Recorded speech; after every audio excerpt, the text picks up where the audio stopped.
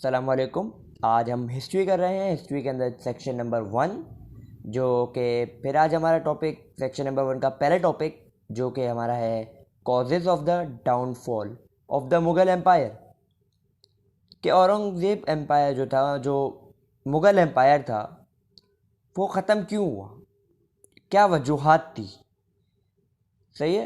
अब हमें इसके बारे में पढ़ना पड़ेगा। हमें कुछ कोई ताल्लुक़ नहीं है हमारा कि औरंगज़ेब एम्पायर कब बनाया गया, औरंगज़ेब से पहले एम्पायर कौन था, शाहजहाँ के कितने बेटे थे। हमारे से कोई ताल्लुक़ नहीं है क्योंकि सिलेबस कंटेंट में नहीं आता। सिलेबस में क्या है, हमारे डाउनफॉल से हमारा सिलेबस स्टार्ट होता है और डाउनफॉल पर ही ख़त्म होता है। मुग़ल एम्पायर की बात की जाए तो बस।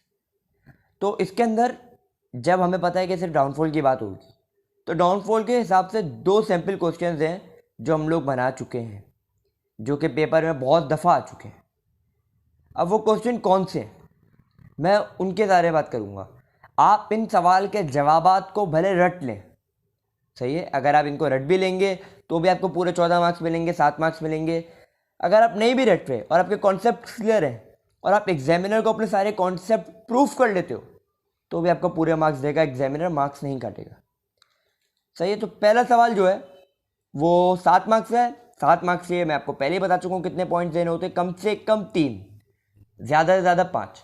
इससे ज़्यादा देंगे मर्जी आपकी, बट क्या होगा, मसला आपका होगा, टाइम वेस्ट आपका होगा। टाइम बहुत कम होता है हिस्ट्री के पेपर में, सबको पता है।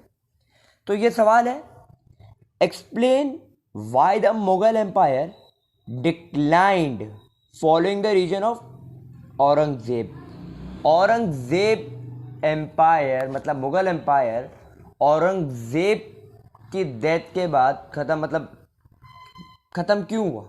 औरंगजेब के बाद, औरंगजेब तक तो सही चल रहा था, उसके बाद क्यों ख़त्म होना शुरू हुआ। इसके हम सैम्पल आंसर्स जो हैं आपके पास वो आपके सामने रख देते हैं। सैम्पल आंसर्स जो हैं, इसका सैम्पल आंसर 1, सबसे पहले ये 3 तस्वीरें देखें। औरंगजेब एम्पायर क्या थे, बहुत सुस्त थे, करप्ट थे और वीक थे। ये क्यों थे, क्योंकि इनके पास पैसा बहुत ज़्यादा आ गया था। इनके पास हद से ज़्यादा पैसा आ गया था। पैसा ज़्यादा आ गया तो भाई कुछ काम करने की ज़रूरत ही नहीं है। हालांकि औरंगज़ेब ने अपनी तरफ से पूरी कोशिश की थी कि इस कल्चर को मुसलमानों के हिसाब से बनाया जाए, बट क्या हुआ, फ़ायदा नहीं हुआ। उसकी डेथ के बाद मेंटेन नहीं कर सके। औरंगज़ेब ने अपनी ज़िंदगी में लग्जरीज ऑफ लाइफ को सब कुछ छोड़ दिया और अपने आप को इस्लामिक कैलेंडर की तरफ ले गया। सही है। डांसिंग, सिंगिंग, वाइन कल्चर्स ये सब बैन कर दिया।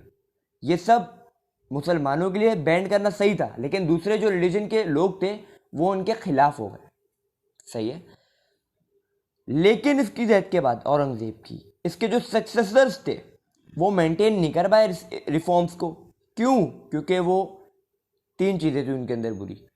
क्योंकि वो वीक थे, क्योंकि वो करप्ट थे, क्योंकि वो लेजी थे। ये 3 चीज़ें मेन है। सही है।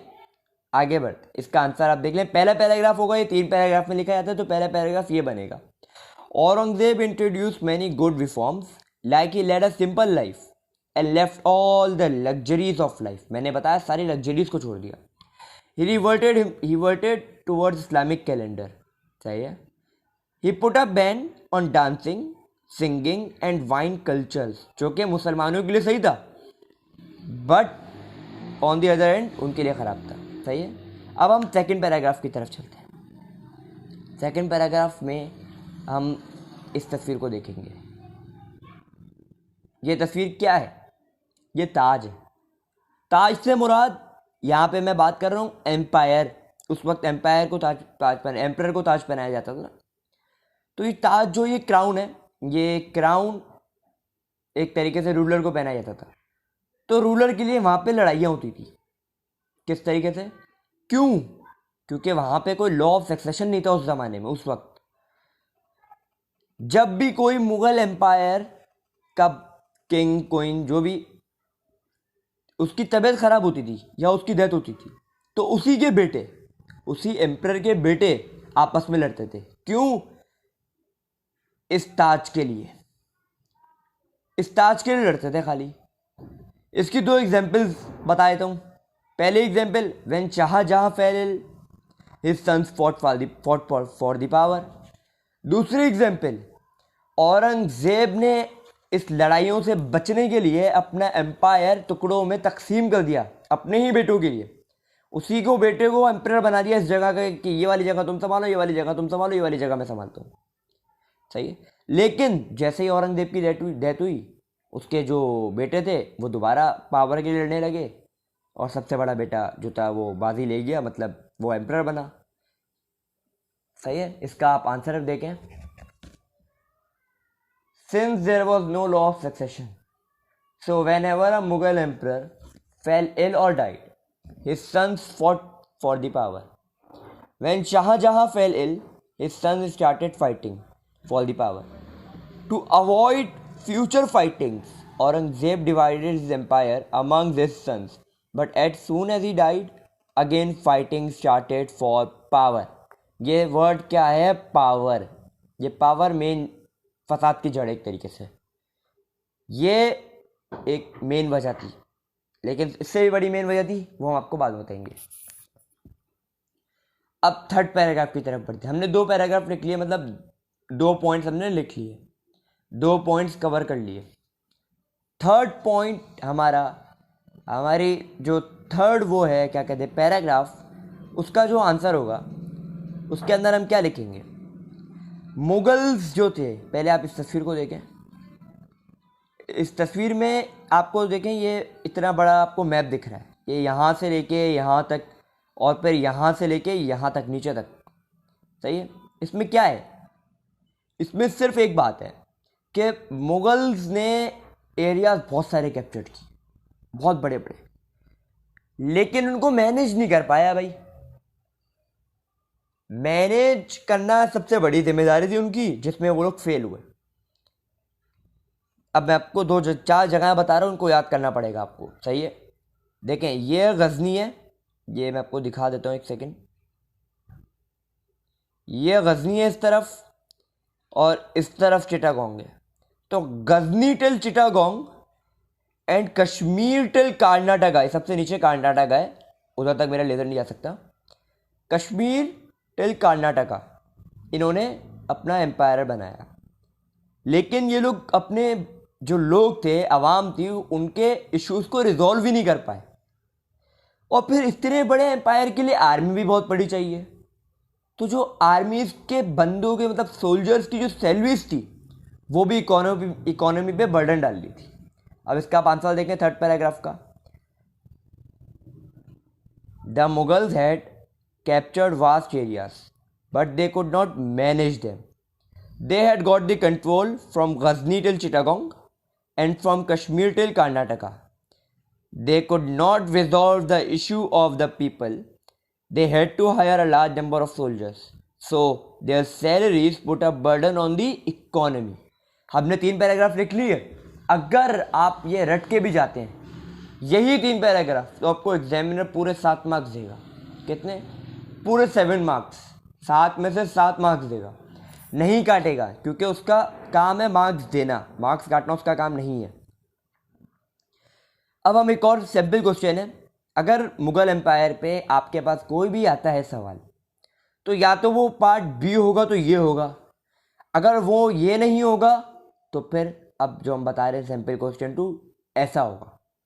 यहाँ पे लिखा the coming of the British was the main reason for the decline of the Mughal Empire. Do you agree or disagree? Give reasons for your answer. ये वर्ड रीजन है। अब हमें यहाँ पे 5 रीजन देने, कम से कम 4 से 5। क्यों? ताकि हमें एग्जामिनर पूरे 14 मार्क्स दे। 14 मार्क्स के लिए हमें बहुत सारी इंक ज़ाया करनी पड़ेगी, अपना दिमाग यूज करना पड़ेगा। सही है। यहाँ पे क्या बोला गया भाई? Coming of the British. अब एक बात हमेशा याद रखिएगा, एक बात बता रहा हूं, आगे भी बहुत कम आएगी। The coming of the British लिखा है यहाँ पे, मतलब हमें ये एक कोटेशन में दिया गया है, मतलब ये एक रीज़न इन्होंने दे दिया। तो एक बात हमेशा याद रखिएगा कि जहाँ से नाम है ना ब्रिटिश, वहीं से काम है। तो हमें अपना पहला पैराग्राफ भी ब्रिटिश के ऊपर बनाना पड़ेगा। अगर यहाँ लिखा होता लेजी, वीक या इकोनॉमी, सैलरीज, तो हम वहाँ से स्टार्ट करते। लेकिन यहाँ पे बात क्या की गई, सबसे पहले ब्रिटिश की। सवाल में ही बोला गया कि ब्रिटिश, तो हम सबसे पहले ब्रिटिश की बात करते हैं। ब्रिटिश क्यों आई थी? ट्रेड के लिए, और स्टैब्लिश क्या की थी? East India company. लेकिन उन्होंने कंट्रोल ले लिया रिच स्टेट्स ऑफ इंडिया का। अब रिच स्टेट्स कौन से थे? हैदराबाद, सही है, और 2-3 और थे, वो भी इन्होंने अपने कब्जे में कर ली। और उन्होंने, इनके पास इतना पैसा था कि इन्होंने अपनी आर्मी बना ली, सोल्जर्स अपॉइंट कर ली, सोल्जर्स को खरीद लिया। अब बेचारे ब्रिटिश वाले थे तो बेटर ऑर्गेनाइजर, तो उन्होंने अपने ही गवर्नर्स लगाए, अपने ही वॉइसरी बना लिए, और वेरियस एरियाज को उन्होंने अपने अंडर कर लिया। इंडस्ट्रियल रेवोल्यूशन जो कि हुई थी उस जमाने में, उस वक्त, जिसके अंदर ब्रिटिश ने बहुत अच्छे अच्छे वेपन्स बनाए थे, जैसे कि कैनन्स, राइफल्स, ये सब चीज़ें। तो जब जंगें होती थी मुगल्स के साथ, तो ब्रिटिश इजीली जीत जाते थे, आसानी से जीत जाते थे। मुगल्स के साथ ही नहीं, बल्कि इन्होंने रशिया के साथ भी जंगें की, पोर्तुगल के साथ भी बहुत सारी जंगें की, उसके अंदर भी ब्रिटिश जीता। क्यों? क्योंकि उनके पास बहुत अच्छे हथियार थे। अब मैं पहला पैराग्राफ जो बना रहा होता है वो इंट्रो बेस होता है। इंट्रो बेस, आप इंट्रो को नहीं समझ पा रहे, कोई बात नहीं, तो एक बात करके पहला पैराग्राफ जहाँ से नाम वहाँ से काम। नाम था हमारा ब्रिटिश से, तो अब हम ब्रिटिश का जवाब देखते हैं। ये पहला पैराग्राफ है हमारा सिर्फ। The British came to India for trade and establish East India Company. They got control over the rich states of India, and with the help of money they hired their own soldiers. They were better organizers, so they appointed governors, viceroy, and so on to control various areas. Due to industrial revolution in Britain, they prepare weapons like cannons and rifles. So when the wars started, they can easily defeated the Mughals and other foreigners. Other foreigners से मुराद मेरा पोर्तुगल है, France है, और एक Dutch east India company थी, उनसे भी इन्होंने बहुत जंगें की, उसके अंदर भी उनको हराया डच ईस्ट इंडिया कंपनी को। वो हमारा टॉपिक नहीं है, इसलिए हम नहीं पढ़ रहे अभी फिलहाल। जो टॉपिक है उससे नहीं हटे तो अच्छी बात है, वरना एग्जामिनर आपके मार्क्स ऐसा ना हो कि उसको मजबूरन काटना पड़ जाए कि आप टॉपिक से ही हट गए। तो अब हम सेकेंड पैराग्राफ की तरफ चढ़ते हैं। सेकेंड पैराग्राफ हमारा, जो कि आपकी मर्जी, आप किसी के ऊपर भी लिख लो। इस तस्वीर से क्या पता चल रहा है? ये तस्वीर मैं इसलिए दे रहा हूँ ताकि आप लोगों को पहले समझाऊं, फिर बताऊं कि इसका आंसर क्या है। ये है सारी वॉर्स, क्या हो रही है? जंग हो रही है यहाँ पे, जंग। तो मुगल्स ने इंटरनल एंड एक्सटर्नल इन्वेजन्स को फेस किया। इंटरनल इन्वेजन्स कौन सी थी? मराठास और सिख्स की। मराठास ने दक्कन, हैदराबाद को अपने कैप्चर में कर लिया था। औरंगजेब एम्पायर, मतलब मुगल एम्पायर को, औरंगजेब उस वक्त जो एम्परर था, उसने मराठास के खिलाफ कमोबेश 25 साल तक जंगें की। तो 25 साल में उनके वेपन्स, पैसे, इकोनॉमी, इन सब पे बर्डन आया ही होगा, जाहिर सी बात है। दूसरा इंटरनल इन्वेजन थी सिक्स, जिन्होंने बहुत सारे एरियाज कैप्चर कर लिए थे पंजाब और एनडब्ल्यूएफपी के।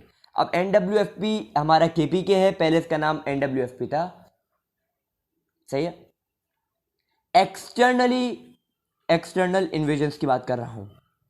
नादिर शाह जफर ने पर्शिया से अटैक किया और पीकॉक थ्रोन गायब करवा दी, सही है। ये एक्सटर्नली थी।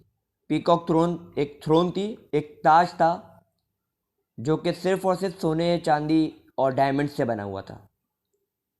बहुत ज़्यादा महंगा था वो, मतलब क्वालिटी उसकी बहुत ज़्यादा, क्या कहते हैं, रेयर था। रेयर, उसको चोरी हो गया। वो कैसे गायब हुआ, वो लेके चला गया, क्या किया हमें नहीं पता। अहमद शाह अब्दाली और अहमद शाह दुरानी, इसके दो नाम है, मतलब अहमद शाह अब्दाली बोलो या दुरानी। उसने अफगानिस्तान से भी अटैक किया थर्ड बैटल ऑफ पानीपत में। ये थी एक्सटर्नल इन्वेजन। इसका आंसर देख लें अब। The Mughals were facing internal as well as external invasions. Internally, Marathas had captured many areas of Deccan, Hyderabad and Aurangzeb had to fight for more than 25 years against them. The Sikhs had to capture many areas of Punjab and NWFP. Externally, यहाँ पे दूसरा point हमें होता है, Nadir Shah attack from Persia and plundered peacock throne. Ahmad Shah Abdali also attack from Afghanistan during the third battle of Panipat. सही है, ये चीज़ें हमारी हो गए 2 पैराग्राफ. अब हम चलते हैं थर्ड पैराग्राफ की तरफ.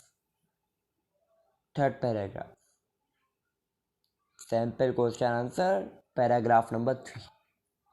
ये साइन दिख रहा है आपको कुछ?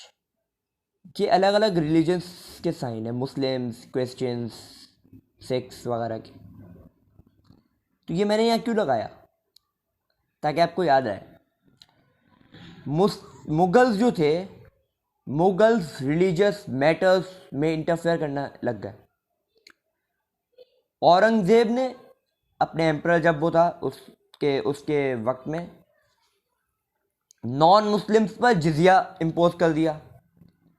अब औरंगजेब जो था, ये अफगानिस्तान की बात है, आपको थोड़ा सा बैकग्राउंड टाइप दे रहा हूँ. अफगानिस्तान में औरंगजेब था, इसने जिजिया, अफगानिस्तान में था, और जब जिजिया टैक्स इसने लगाया तो वहाँ के जो लोग थे उन्होंने ये बोला रह भी हमारे मुल्क में रहा है, हमारे मुल्क में आया है और हम ही के ऊपर बोझ डाल रहा. तो अच्छा नहीं लगा उन्हें, उनको बुरा लगा. लेकिन ये आपको लिखने की ज़रूरत नहीं है.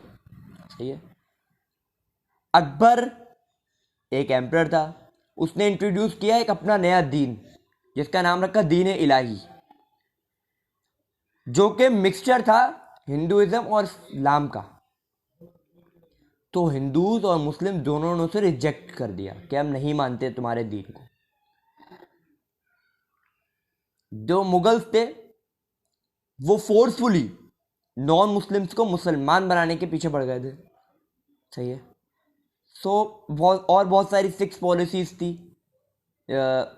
मुगल्स ने जो बनाई थी रिलीजियस एक्टिविटीज़ की. तो अब आप इसका आंसर देखें, इसको पढ़ें और समझें. The Mughal interfere into the religious matters of the Muslim. Aurangzeb reimposed jizya, so the non-Muslim don't like it. Akbar introduced Deen-e-Ilahi. It was a mixture of Islam and Hinduism, so both Muslims and Hindu rejected it. मना कर दिया, हम नहीं आएंगे तुम्हारे दीन में. The Mughals converted the non-Muslim by force into Islam. सही है. अब हमने 3 पैराग्राफ लिख लिए. 7 मार्क्स वाले में भी 3 लिखे थे.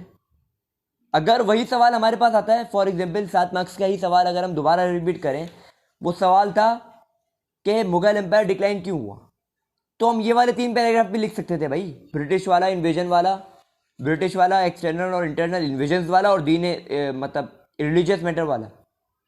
सही है, ये भी लिख सकते थे. अब 14 मार्क्स के लिए हमें 6 पॉइंट तो कम से कम लिखने थे. तो 6 पॉइंट कौन कौन से? ये 3 हो गए और बाकी के ये 3 हो गए. लेजी वीक करप्ट वाले क्वेश्चन नंबर, मैंने जो सिंपल क्वेश्चन 1 बोला था उसका आंसर नंबर पैराग्राफ नंबर 1, उसके बाद पैराग्राफ नंबर 2 और फिर पैराग्राफ नंबर 3. इसको आप मिला के तीनों का बेहतरीन आंसर बनेगा 14 मार्क्स का. लेकिन अभी एक चीज़ बाकी है. वो क्या है? हमसे क्वेश्चन पूछा जाता है कि आप क्या बिलीव करते हो, आप क्या अग्री करते हो और डिसएग्री करते हो किसमें? Reasons for your answer, give reasons for your answers. अब सही है, अब हमें डिसएग्री और अग्री का बताना पड़ेगा. तो अब हम इसके आगे कंक्लूजन के बाद आते हैं. सो आई कंक्लूड, इसको पढ़ ही लेते हैं बल्कि direct. So I conclude that the Mughals lost the powers due to the various reason. पहला पैराग्राफ होता है so in conclusion I can. Last paragraph में आपको ये लाइन लिखनी पड़ती है ताकि आपको पता चले कि आप अपनी तरफ से नरेट कर रहे हो. ये आप यहाँ पे लिख सकते हो. तो in conclusion I can say that the British coming of the British was the main reason. आप इसको अपनी रिफ्रेश भी कर सकते हो.